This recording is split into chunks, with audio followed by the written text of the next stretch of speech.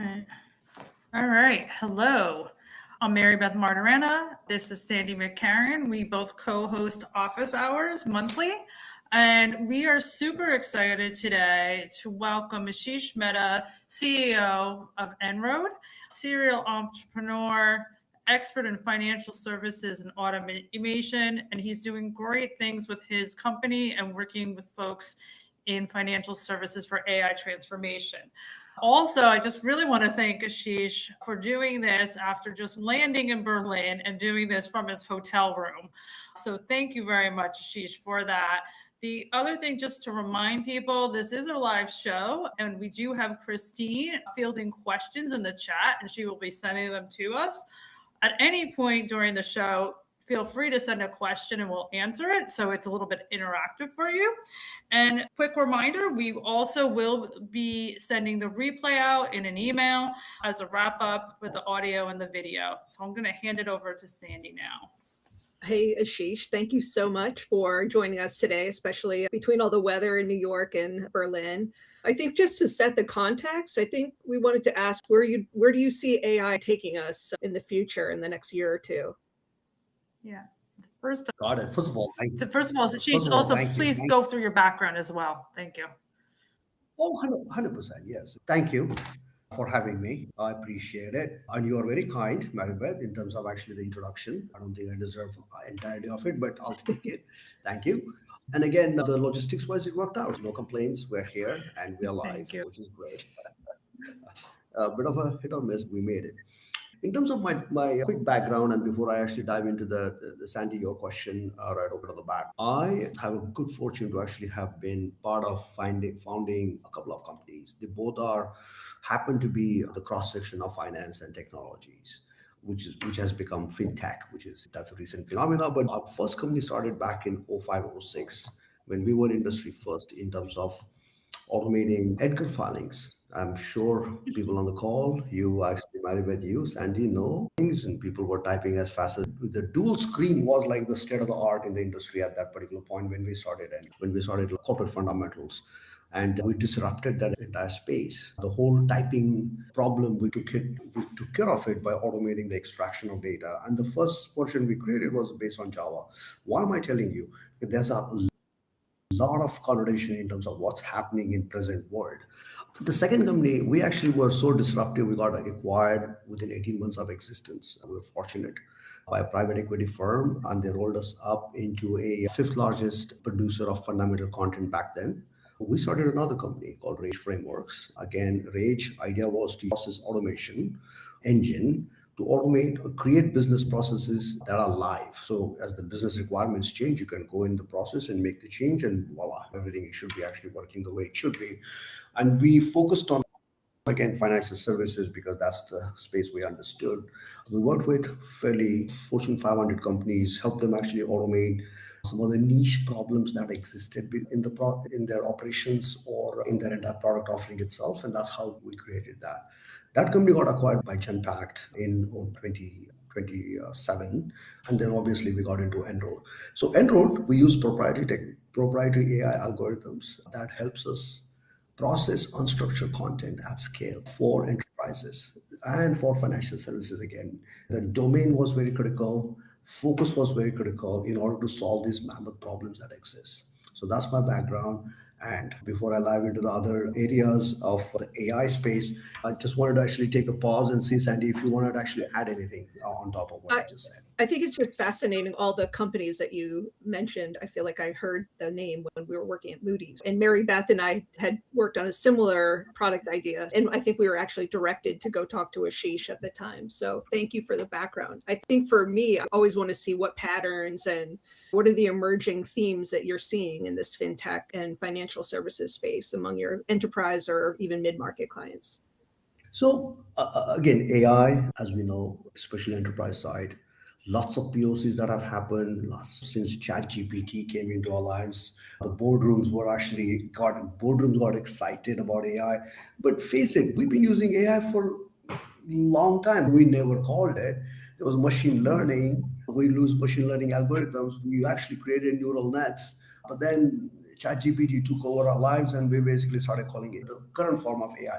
Current form of AI is really LLMs. That is the new innovation that has happened in last, whatever say about, since ChatGPT came into 2 years back. I think that's where LLM explosion has started to happen, and you see there's an arms race going on in terms of whose model is actually better. But from the enterprise perspective, what we see, they're trying to utilize these LLMs or these models that are out there to solve the business problem versus actually starting with the business problem and then really using the technologies that are relevant. Data has been a huge challenge.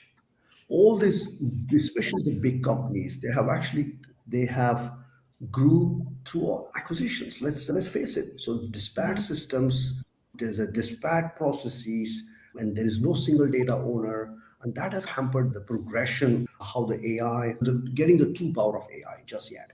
But we see a lot of interesting trends and a lot of actually positive, I would say, developments in getting the ROI from some of these actually projects or the POCs that they have started. I'm talking about, again, my focus is enterprises. I'm not talking about personal use AI in this conversation. But now we start to see, after the initially like, everybody got excited, everybody went with, almost felt like people were just literally killing bazooka with an ant using this model to solve a simple problem that could have been solved by a simple question, but they're like, no, use AI. But I think that initial enthusiasm has coming down. People are realizing there's a cost associated with it. Somebody has to pay for running these. It's not cheap. It's not free, and it's all catching up. But we see a lot of positive trends now. Still, the data remains a big challenge. Yeah. Yeah, not to mention the AI slop we hear about. And sometimes you can just tell it's AI, and people don't necessarily want that. Like Mary Beth, if you want to jump Yeah, in. I think you have a really good point there, though, Ashish, of the data. Right now, this is just the next generation with the LLMs, but a lot of people don't understand, or there's an education needed that you just can't just throw the LLM out at it. There's some things that need to be done too. So I think we find sometimes people are like, we don't understand why I can't just read this Excel file or just can't do this automatically. And there's that data preparation and those things that you are doing so well at En-ROAD, especially where you're extracting information and keeping the context, which is so important for the LLMs. And I think there's an education, and people need to understand you need to do that. Maybe you can elaborate on that. And I think you're absolutely right. The data issues okay, let's step back a little bit. LLM, you want to throw LLM at a problem, no problem. But LLMs, first of all, you have to be very careful about what a use case selection for LLM. LLM, at the best, they are probabilistic. They hallucinate as a result of being probabilistic. Okay, of course, and that's where I think there is a remedy to it. There is absolutely remedy to it. How do you actually get data? Use internal data, train these models. You got to reiterate those models. There is no easy solution for that, and actually put all the guardrails around that so that you can actually catch where there is hallucination. See, we work with highly regulated industries. All our customers are highly regulated. They can't be probabilistic. They can't be saying we think it's 90% chance this is $1 billion number. Can't do that. It needs to be billion, or it's a 0-1 game at that particular stage. So for us, actually putting those guardrails, so for us, like LLM is not going to solve that particular problem for us because the nature of how it actually solves the problem. So we have to deploy other techniques, and other techniques are available. So use case selection review is super critical. And then the data prep that comes with it is actually also equally important, the intended ROI from the initiative. I like that because you're going back to the problem and the use case, and then the technology, and not the technology leading the way, which is been a little backwards we've had. But it looks like we've had a question sent in, and if you just don't mind, let's try to answer that question. There seems to be many ghosts and hallucinations by startups and people who don't have the view on the larger industry. What do you suggest a company that is interested in data ingestion normalization technology should ask to filter out high performing tech over others? It's a great question, by the way. It's a really good question. I think my suggestion would be to actually see if the company that you're actually talking to, or who the utility that you are actually evaluating, see whether they have verticalized that particular capability. If somebody claims that they have solved, let's call it credit agreement Mm-hmm. processing. Credit agreement processing is not a one-off thing. You need to go deeper in that particular domain into really understand the context behind everything that comes into that agreement. So it will be for you, in order for you to actually be sure there is going to be a optimal hallucination or minimize your error rates, is to actually go deeper into the problem statement with these firms and see whether they have done it. And if they have not, then either you need to be prepared to actually help them get through that Mm. particular process of thing, or find somebody who has actually solved that problem. The So subject some of matter the, expert.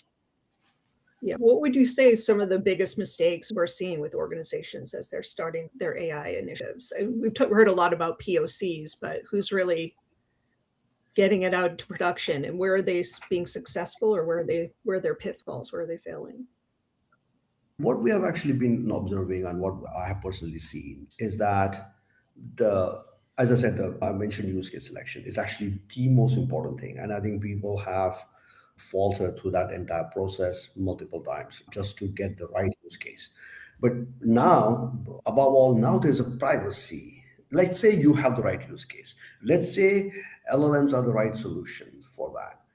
And I would question that. But anyways, let's say you have a partnership with Gemini or one of these LLMs that are there, and you actually, okay, you're about to solve this particular problem using that LLM technology.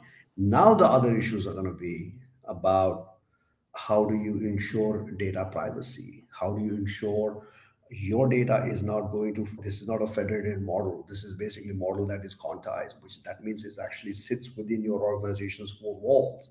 And you're not actually sending your sensitive data outside of that.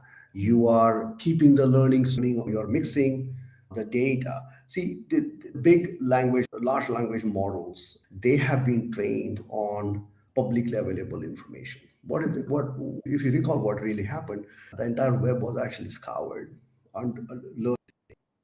That's exactly what happened. So these models were based on public level. So there is a certain bias that comes with what majority 60-70% of people are thinking about certain things, right? So there is a bias. Your organization may be actually bucking the trend and maybe thinking completely different. You need to bring that in. You need to bring that in order to get the value for it. And then you need to also ensure that your knowledge is not going out. Otherwise, you are actually going to be giving up on your competitiveness. So there are many things I think one needs to be concerned as you start in that particular process. I think that's a really good point about the data privacy and like having it within your four walls. In regulated industries, you need to make sure that everything is secure. And then, especially with financial services and what they're doing, there's the privacy and responsibilities to their clients. Plus, there's a lot of things they do that's special to what that firm or company does that you want to apply that knowledge to there, and you don't want to have that leakage. What I was wondering also is like, what use cases are you seeing that your team is helping to solve? Like, what are people looking to solve? What use cases or patterns are you seeing there? So I think the answer to that question is, let's see where AI has really delivered the true ROI, right? Again, this is my personal opinion about this, and the other people are actually going at it so advisory type of level of using AI to provide advisory. I'm not there yet personally. Okay, and this is my own little the way I think about this. AI today is nothing but another frontier in automation. If you look at it, we've been actually on a quest of automate ourselves since forever. Okay, this is Stone Age, right? We created the wheel, we created this. We're on a continuous journey of automating and improving our productivity. So if you look at the wheels to bullet car to motorized vehicle, all that stuff that has actually happened, it has just increased our productivity. AI, there's no difference. AI is really another, but has a massive potential frontier to actually advance the whole automation. So if we use AI for automating our stuff, I think there is a tremendous value. And those are plain in sight, these use cases.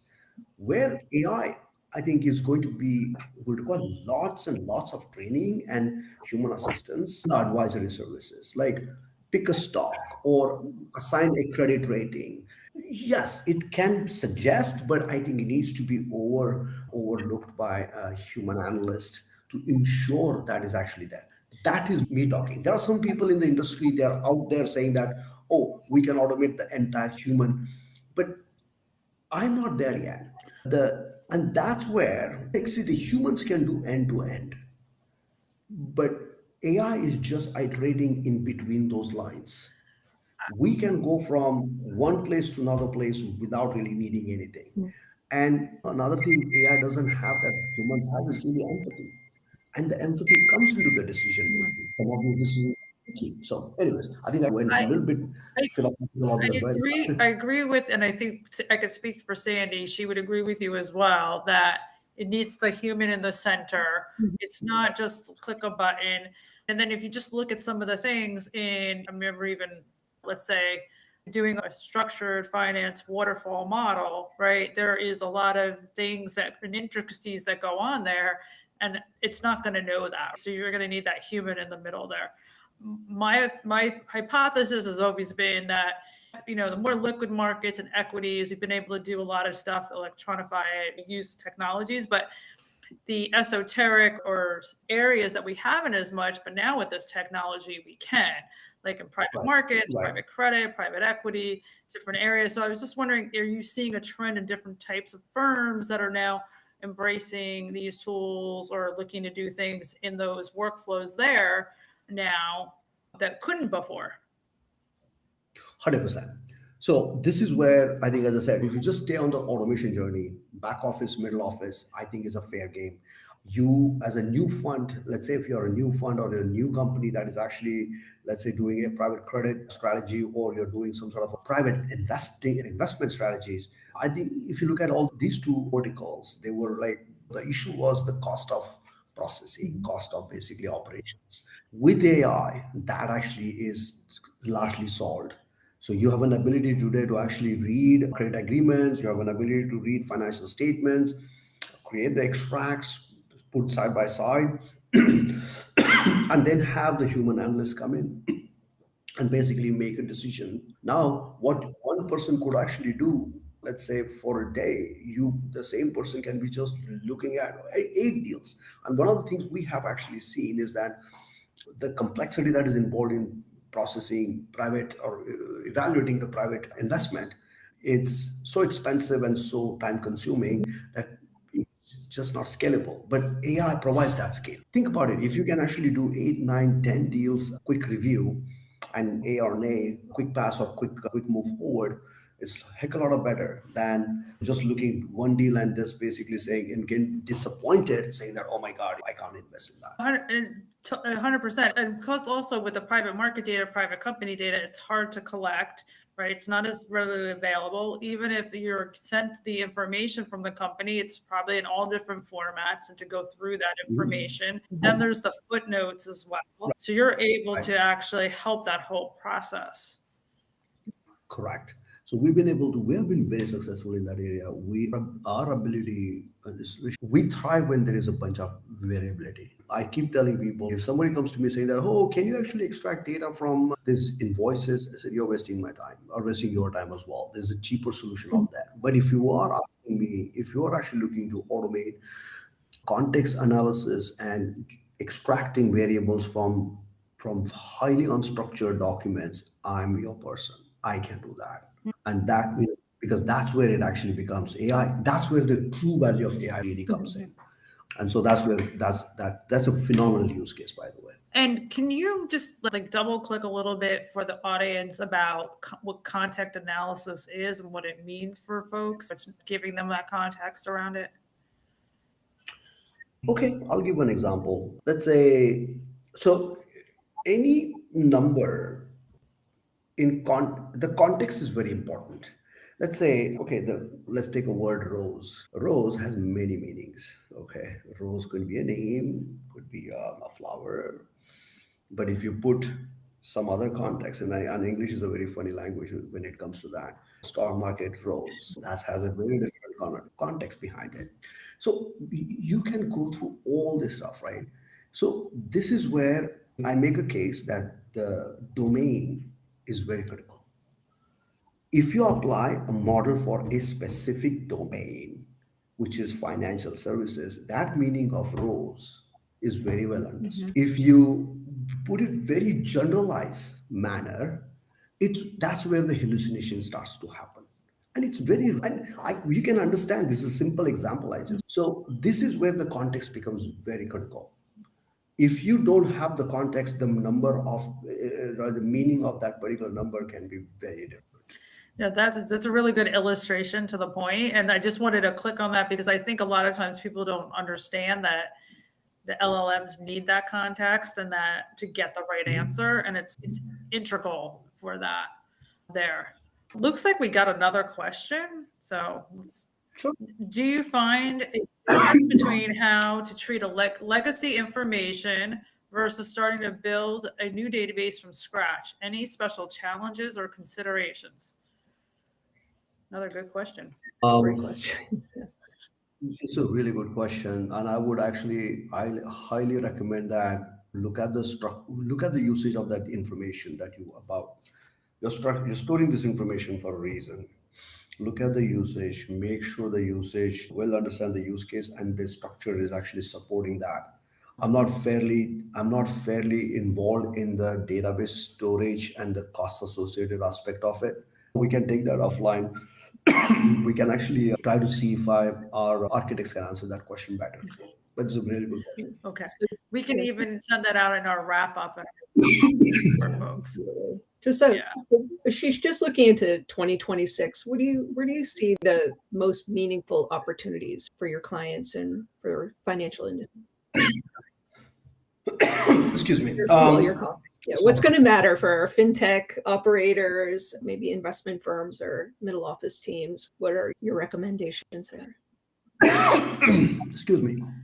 I think I'm audible. Yes, you are. Yes, you are. I think that this data problem is going to continue to dodge for a little while.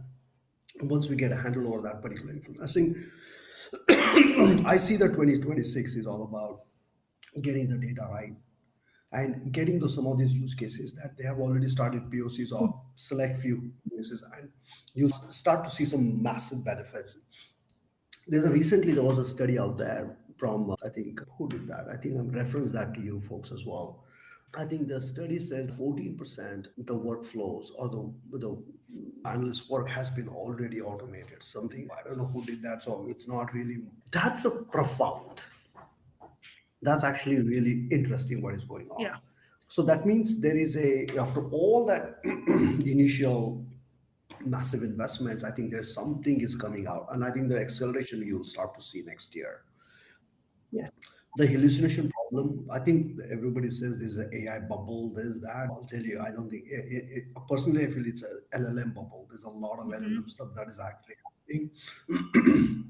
But AI has real value.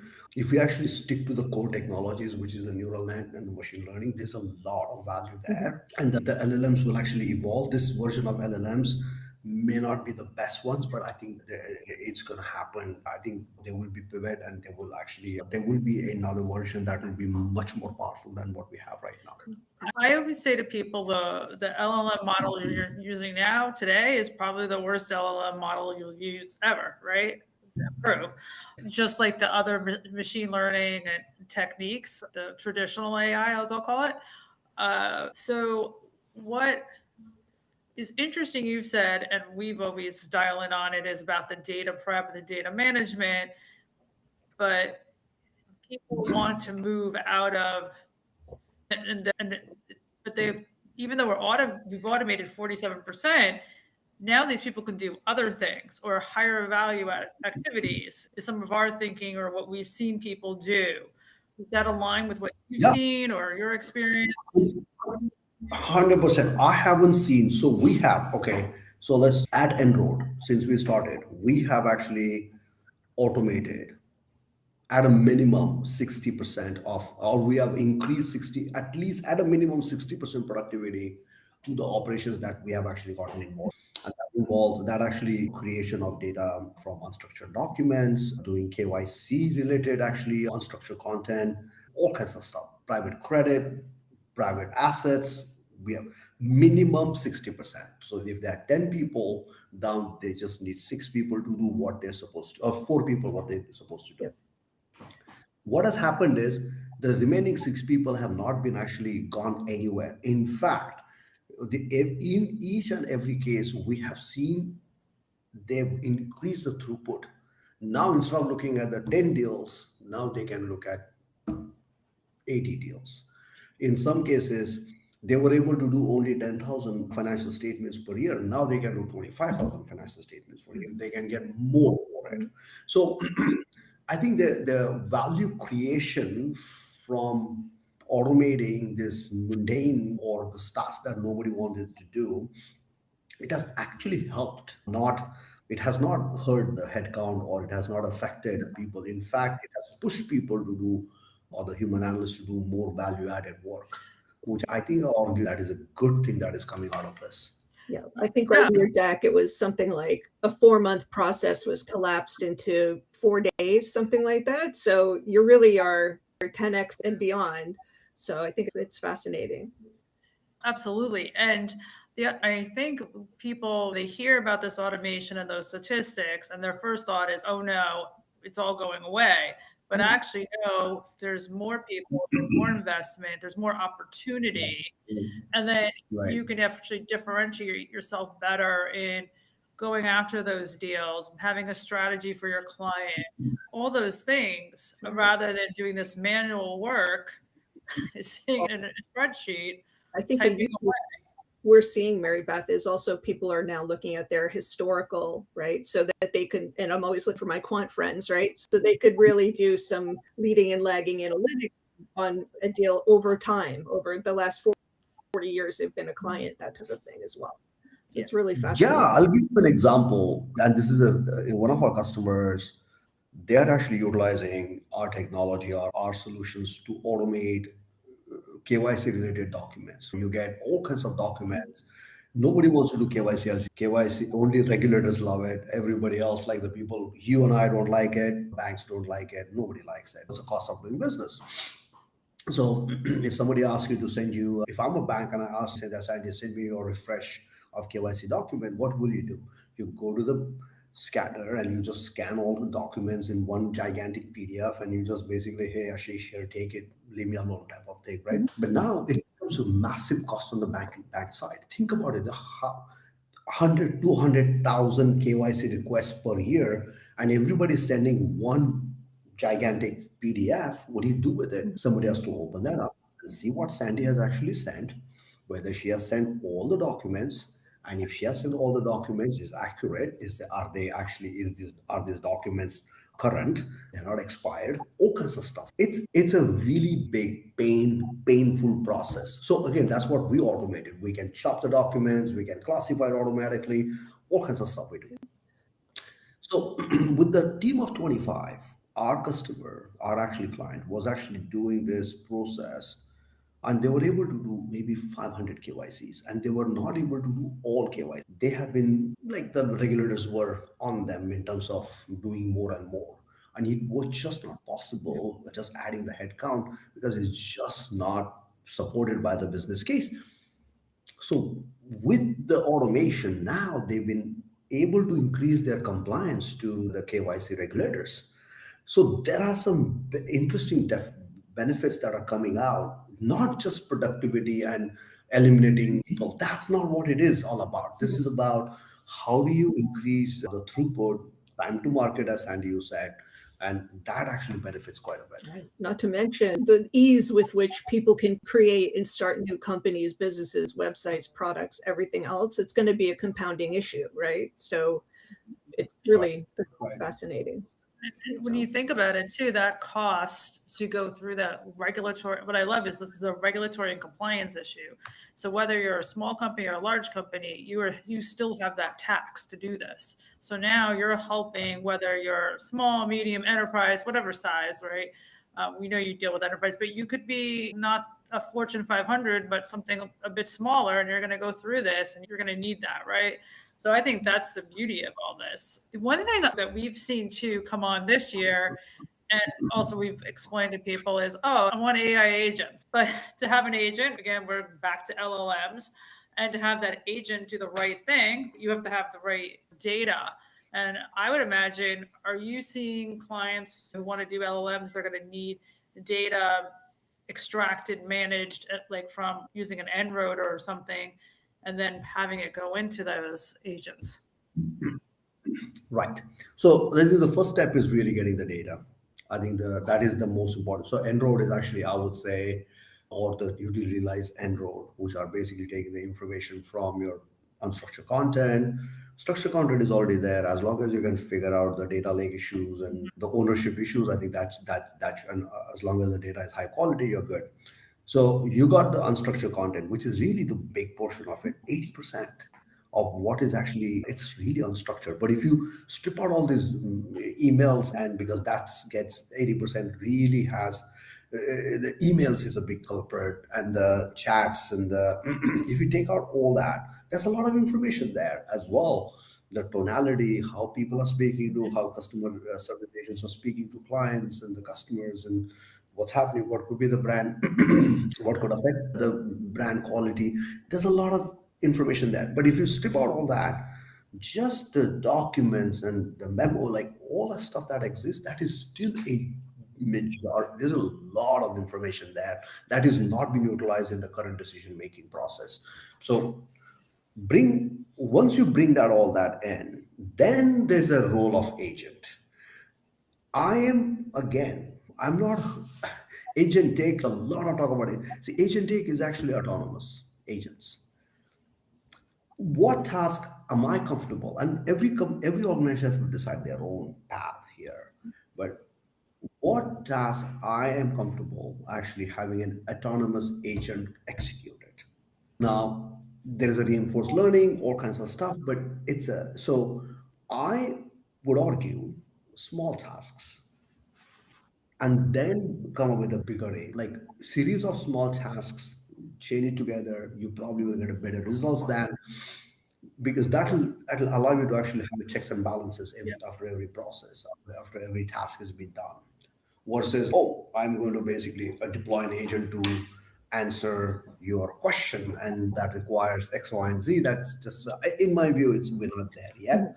Some folks actually claim that they are. I'm sure there is actually some stuff that already exists, but I will be more, given my preoccupation is with highly regulated companies, I would argue that small chunks will be actually better.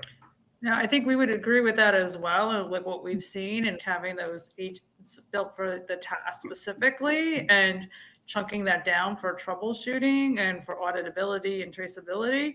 I think that also you want to start small, like you're saying, get your feet wet, but the most critical thing, that has to be that 100%. You're not going to put it with the autonomous agent yet. Yeah. So just curious. So how do you evaluate which AI you like to use? Like outside of En-ROAD, everyone knows ChatGPT. What are your tools that you like to deploy? I'm like, at this particular stage, I use all. But first, I'm actually getting to the point where I'm actually trying to utilize it for certain tasks. Again, I'm talking as a consumer AI perspective. I'm actually talking as not enterprise AI, but consumer AI perspective.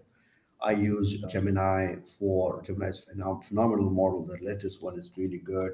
Used for text generation. I use Grok for just information or some research of information. It seemed to have some right information there. The cloud, the Perplexity cloud. There's some very interesting video generation and the image generation models. Like the Google's one is the Nano Banana is just phenomenal. So I use all. And that's where I see it's gonna go. I think people are going to figure out which works for them the best, and they'll start utilizing all that. So which model is appropriate for the tasks gathered? Yeah. Yes, perhaps. That's what. Yeah. Now, I just want to check and see if, Christine, if we have any more questions from the audience. We could talk a little bit while we're looking. So what do you think about AI will actually change the financial services sector? I think the financial services sector, for as we discussed, I think clearly the middle office, back office it is going to completely change. The automation is here. I think all these POCs that have happened, that is going to accelerate some of that. I think where we will see a biggest, we're seeing some interesting use cases as well in terms of monitoring some of the tweets and Doing like sentiment analysis for Twitter? Yeah. Okay. just to make or identify any kind of a potential brand risk and this and that. So and people are actively using some of those techniques. So where I think it's gonna go next, in my view at least, I think where it's gonna go, I think start creeping into the front office. So far, the middle office, back office, which has been the majority of I think, but I think that's where it's gonna go. Maybe smaller chunks here and there, but we have a lot to work. We have a lot of work to be done, anyways, in the middle office and back office. Lots and lots of processes to be automated. So I think we will be busy for a little while. I think. I agree with that. Lots of training to do as well. Marybeth, when is just typing. I think Sandy also brings up a good training point. I think there's a lot of AI literacy and education. Do you have to go through that with your clients? Aashish, as you interact or get to know them?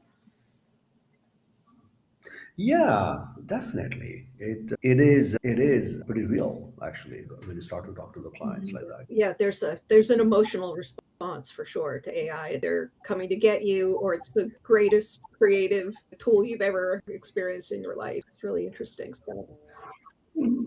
I think that thing, obviously, I think everybody's nervous about this, but I think once you get through this process, you'll see that this is no different than SQL that came in or BPM tools that came in. It's just has a lot of potential, but it is going to automate. Just like the internet. This is the exact same thing. How am I going to buy shoes? I didn't try them on. There's all of those issues that came out how are you going to do this online? How do I trust this website? That type of thing. Yeah. We're having all the same issues. Yeah. I think one of the things we find, which is with the executives trying to understand what use cases could it be used for, what's it appropriate for, educating them on that. I know that when we've talked to some CIOs and CTOs, my executive team wants to use AI and I can't get the use cases from them or the business objective or really what does it mean. That we've run into that with some clients. I don't know about yourself, but we've seen that a pattern with folks. There looks like there's another question. Go ahead first, and then we'll go to the question. Also there's one more thing. I think the cost of AI is now come to realization. In my view, analysis of unit cost is very important. Let's say if you are on a quest to automate one task, let's say, and the task that costs you, if you do it completely manually, it costs you, let's say, arguably $100. If AI costs you automating the same, let's say that task can be automated using AI, right? And the use case selection, as I said earlier, is perfect. It actually does the trick. Great. But if that cost of automating that task and running AI to do that is going to be again $100, then what is it worth? Or even $120? It's not worth it. So I think this is where it becomes very interesting. And I think folks are getting there. Folks are understanding unit cost is very important. Just because AI can solve the problem Do we really want AI to solve that problem? We have enough tools out I there, think, and that can actually be cheaper, better, yeah, faster. Richard had this exact use case for us in one of our discussions the other day, that they actually ran the numbers and it was cheaper to have employees who do the work than do use AI. So I think it's interesting. Do you have to use it just because you can, because everybody else is, because it's a good buzzword? I think people need to put some practicality into their decision making. Go ahead. What I like is that you just talked about the unit cost, and I think a lot of people don't understand the cost structure of AI. Like, unlike a SaaS product, you pay per seat, but here, as you use it more, you're going to have more costs as you use it, increasing like the usage and all that. So there's an education with that probably as well with folks, and it sounds like they're starting to understand that. But breaking down to the Right. unit cost, you have to get very granular. And I think that has to be done. That cost accounting has to be done in order to really understand the impact. Yeah. Oh, cost accounting. I did not like that in college. I will let you know that. So here's our next question. Have you ever thought that a data problem was too big or the client was approaching their solution from a position of chaos? Data problems are big. And honest, that is, there's a simple truth to it. I think what complicates it is not okay. Let me take it back. It's not a huge problem. I think the structure and the governance of data, given that there is no single data owners in most cases, that complicates the situation. So marketing is collecting the same information as sales, and then account rather the order processing has the same information. They don't talk to each other. Now there is a duplication. Somebody who customer service is talking to the client has the right information, updated information, but that is not reflected. Now there is a whole normalization needs to happen. That's where those are the issues I think makes it very difficult. Let's say we had this use case where we were basically looking at a firm and looking at a company, a small business, and just seeing what kind of reviews people are leaving on Yelp or whatever, right? Not Yelp, it's just Google reviews, whatever it is, right? Just understanding that. But if you don't have the right demographic information of the client, of the business, how do you know whether it's a Sandy or whether it's Mary Beth? Because you need name, address. Look, there are so many Sandys and so many Mary Beths out there. Then there is a last name, then there's an address. There's other identifiers will actually make who you are, identify who that you are. And that's the data problem I'm talking about. And then it just at a basic level. And now you don't add on top of it, like it just escalates. Bad quality data. We have a 50 years of history. Okay. You can't use AI on that because it's or to train our models because it's not accurate. And that's where it gets very complicated very fast. Agreed, agreed. Absolutely. I think we always say to people, getting a data catalog, who's the data owner, putting the definitions together right there will help you get clarity. And not until you do that will you sort out, I guess, the chaos. So, yeah, we usually go into now, and I'm going to let Sandy go for it. Some Sure. questions that we like your guest at Yeah, the we end. do our end. Usually we ask, what are your favorite books, podcasts, blogs? Who are your thought leaders? Who are you following? Oh boy. I've been enjoying podcasts a lot. My favorite thing to do actually to go from Boston to New York. Sometimes I just get in the car and drive because I can actually listen to all my podcasts and just be done with it. So it's really interested in some of the deeper technology related conversations on podcasts. Acquired is another one that I really enjoy. Just understanding the DNA of a company, how that company actually was formed, what happened, how it happened. Recently, I read something about Jamie Dimon, like way he has actually executed. Like he's unbelievable what Jamie's done, and it's like admiration, and just learning about them. And I like this long form of interviews, like this TV interviews, which are like 30 seconds, doesn't do the justice. I think this long form 2 hour conversation, you just talking like the way we are talking right now. It's actually Yeah. versus getting a code. I've been enjoying that quite a bit. So I have to say, I agree with you on the long form because you really understand the person and their story. and the content. Right. And again, it puts it all into context like we've been talking about. So I think that's fantastic. One question for you, Aashish, is what is your best piece of advice for someone looking to lead an AI transformation going into the new year? First of all, call Maribeth and Sandy. That's number one. Thank you. You're too kind. You're too kind. And on a serious note, but again, I still believe that, but I think you need someone to actually also take a look at. I think the few things we discussed, just to summarize, use case selection is super critical. Please have the use case selection. Make sure you have the right data to support that use case selection. Unit cost is also very important. The fourth is think about the data privacy and regulatory compliance related issues that you will actually face. If you can actually solve for all these 4 or 5 little buckets, and these are not huge problem. I'm making it as if it's like a number of steps, whatever. It's not. If you quickly go through it, I think you will be you will win this. And the opportunity is just immense. It's just unbelievable opportunity exists. Yeah. And so easy to make the documentation now. Write it down, get a plan together. All right. I love it.